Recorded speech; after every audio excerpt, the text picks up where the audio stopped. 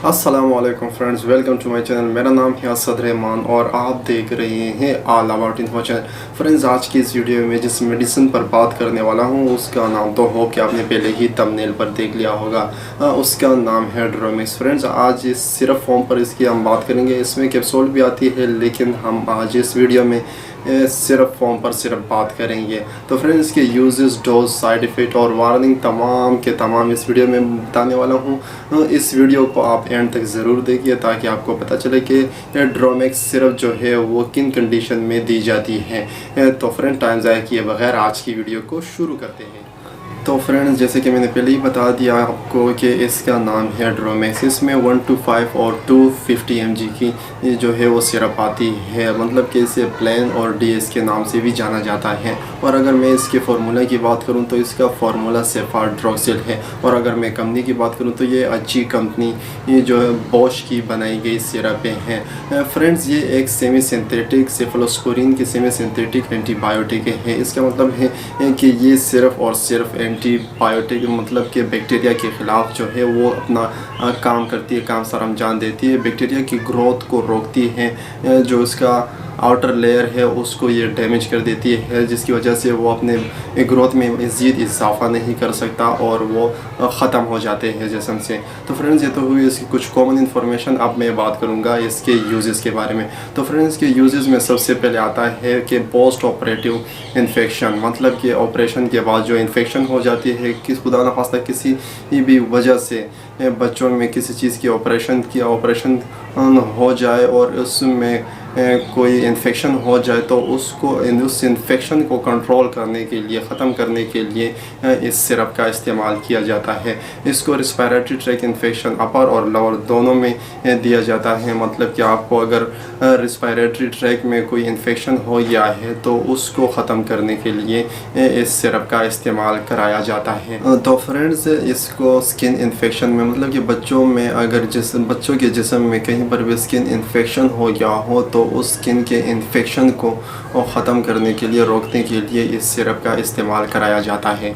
और फ्रेंड्स, इसके अलावा फेरिंजाइटिस और टॉन्सिलाइटिस, बच्चों में कभी कभार टॉन्सिल का हो जाना तो उसमें भी इस सिरप का इस्तेमाल कराया जाता है। फेरिंजाइटिस, फेरिंग्स जो कि हमारी एक नाली है उसमें कभी कभार इन्फेक्शन हो जाता है, बच्चों में अमूमन होता है, तो उसको कंट्रोल करने के लिए इस सिरप का इस्तेमाल कराया जाता है।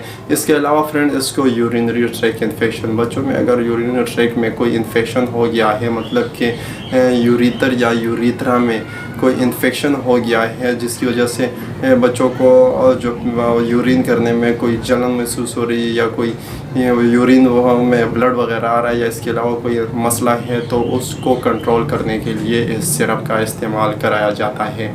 तो फ्रेंड्स, ये तो हुए इसकी कुछ कॉमन यूजेस। अब मैं बात करूँगा इसके डोज के बारे में। तो फ्रेंड्स, इसका डोज तो जो है वो डॉक्टर ही सही रिकमेंडेड करता है कि इस बच्चे की उम्र को और कंडीशन को देखकर ही रिकमेंडेड किया जाता है। लेकिन अगर मैं थोड़ा बहुत आपको बताता चलूँ तो इसको 1 से आधा चम्मच दिया जाता है दिन में 2 टाइम।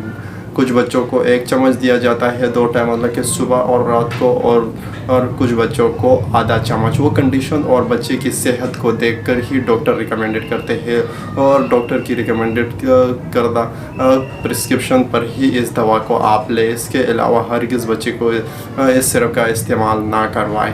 तो फ्रेंड्स, ये तो हुई डोज के बारे में। अब मैं बात करूँगा इसके साइड इफ़ेक्ट के बारे में। तो फ्रेंड्स, इसके साइड इफ़ेक्ट में सबसे पहले आता है कि आपके बच्चे को डिज़नेस हो सकता है, डायरिया हो सकता है, या वोमिटिंग हो सकती है, या उसको फीवर हो सकता है, या इसके अलावा उसके एब्डोमेन में पेन हो सकता है, मतलब कि उसके पेट में दर्द हो सकता है।